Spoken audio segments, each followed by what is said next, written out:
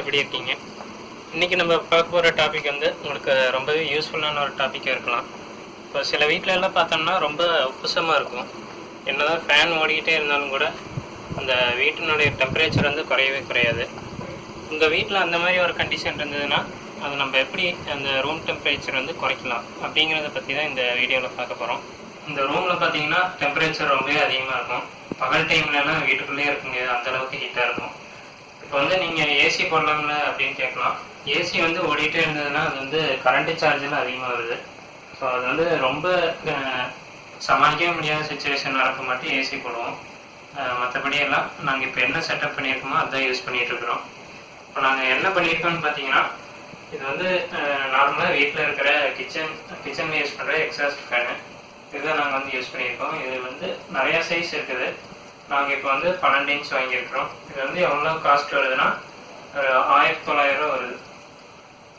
இது வந்து நாங்கள் எப்படி மாட்டியிருக்கோம்னு பார்த்தீங்கன்னா, ஒரு ஸ்ட்ராங்கான ஒரு கம்பி வந்து இந்த கொடுத்துருக்க ஹோல்ஸில் கொடுத்து இந்த ஜன்னல் கம்பியிலே மாட்டியிருக்கிறோம். நீங்கள் வந்து இதை பர்மனெண்ட்டாக அப்படியே ஃபிக்ஸ் பண்ணணும்னு அவசியம் இல்லை. நாங்கள் பண்ணியிருக்க அதே செட்டில் கூட நீங்கள் வந்து மாட்டிக்கலாம்.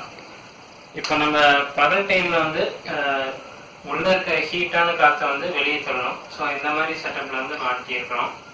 இதே நம்ம நைட் டைம் பார்த்தீங்கன்னா வெளியே வந்து காற்று கூலிங்காக இருக்கும். அது இந்த ஃபேனை கழட்டி அப்படியே வெளியே மாட்டிக்கிட்டோம்னா அந்த கூலிங் காற்று வந்து அப்படியே நம்ம வீட்டுக்குள்ளே வந்து அதை அப்படியே புஷ் பண்ணணும். உங்கள் வீட்டில் சின்ன குழந்தைங்களாம் இருந்தாங்கன்னா அவங்க கை கட்டாதபடி இந்த ஃபேனை வந்து கொஞ்சம் ஹைட்டில் மாட்டிக்கோங்க. உள்ளே இழுக்க கூட வாய்ப்பு இருக்குது. அதே சமயம் இந்த முடியெல்லாம் கூட நம்ம இது கீழே ஏதாவது வேலை பண்ணிட்டு இருந்தோம்னா அது கூட இழுக்கிறதுக்கு வாய்ப்பு இருக்குது. ஸோ இது வந்து யூஸ் பண்ணும்போது கேர்ஃபுல்லாக யூஸ் பண்ணணும். நிறைய வீடியோவில் என்ன சொல்கிறாங்கன்னா, இந்த ஃபேனை தவிர மீதி இருக்க ஏரியாவில் க்ளோஸ் பண்ணிடுங்க அப்படின்னு சொல்லுவாங்க. நாங்கள் இப்படி பண்ணி பார்த்தோம். இது வந்து நல்ல ஒரு எஃபெக்ட் தரல. நீங்கள் எப்படி ஓப்பனாக விடும்போது காற்று இந்த வழியாக வெளியே போகும். அதே சமயம் அதை பேலன்ஸ் பண்ணுறதுக்கு இதிலேருந்து காற்று உள்ளே வரும். ஸோ நீங்கள் அதை க்ளோஸ் பண்ணாமல் இப்படி ஓப்பன்லேயே விட்டிங்கன்னா உங்களுக்கு கொஞ்சம் எஃபெக்ட் நல்லாயிருக்கும். நம்ம இப்போ இந்த வீடியோவில் வந்து ரூம் டெம்பரேச்சர் எப்படி ஒரு சீப்பான வழியில் வந்து நம்ம கம்மி பண்ணலாம் அப்படிங்கிறத பற்றி பார்த்தோம். இந்த வீடியோ பார்த்ததுக்கு வந்து நன்றி. எங்கள் சேனலை வந்து சப்ஸ்கிரைப் பண்ணுங்கள். அப்படின்னா நாங்கள் வந்து இந்த மாதிரியான யூஸ்ஃபுல்லான கண்டென்ட் வந்து க்ரியேட் பண்ணுறதுக்கு உங்களுக்கு ஒரு ஊக்கமாக இருக்கும். ஸோ எங்கள் சேனலை சப்ஸ்கிரைப் பண்ணுங்கள். அப்படியே நோட்டிஃபிகேஷனுக்காக பெல் ஐக்கானை கிளிக் பண்ணுங்கள்.